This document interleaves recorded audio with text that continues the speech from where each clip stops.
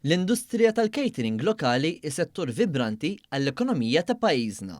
Dan kien is-sentiment espress minn Michel Muscat, President tal-Assoċjazzjoni għall-Istabbilimenti tal-Catering, LACE, waqt il-konferenza annwali it-tlieta wara nofsinhar. Muscat qalet li kieku l-Gvern Laburista menx li l-industrija b'sussidji fuq il-kontijiet tal-elettriku u l-fuels kieku r-realtà kienet tkun totalment differenti.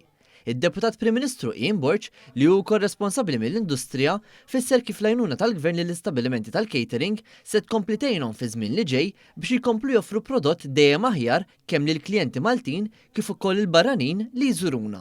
Il-budget li ġie ppreżentat fil-ġimgħat li għaddew mill-Ministru tal-Finanzi fisem il-Gvern jagħti inċentivi lin-negozji żgħar u għaldaqstant anke is-sidien ta' ristoranti u dawk li qegħdin fil-catering industry.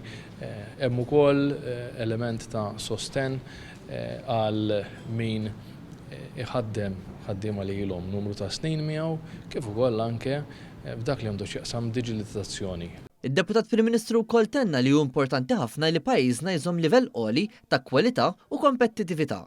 U rrimarka kif Skillspass kienet miżura kruċjali f'dan il-qasam u fi ftit żmien ieħor se tiddaħħal f'industriji oħrajn u dan dejjem biex Malta jkollha livell għoli ta' professjonaliżmu kullimkien. F'kumment ukoll il-One News, il-President tal-LACE qalet li pajjiżna għandu l-potenzjal biex anke s-sena d-dieħla jkompli jimraħ lejn kwalità akbar fit-turiżmu. Qed inħarsu l-qoddim lejn turiżmu daqsxejn iktar sostenibbli milli forsi kellna qabel bl-introduzzjoni ta' kif tkellimna diġà bl-introduzzjoni tal-direct flights minnu lejn l-Amerika nisperaw li t-turiżmu se jeleva ftit iktar ruħu u rridu niftakru ħaġa kif qal ben tajjeb il-Ministru llum li Malta is not only a destination to visit but a destination to savor. Ġirana ġibu Malta pala post gastronomiku fejn dak li jkun jiġi hawnhekk jipprova l-ikel tagħna, is-servizz tagħna, l-ospitalità tagħna wara kollox. Waqt il-konferenza tal-LACE, ġien notat kif pajjiżna hawn madwar 4,000 stabbiliment tal-catering waqt li mal-500 stabbiliment ieħor qegħdin jistennew approvazzjoni u l-permessi meħtieġa.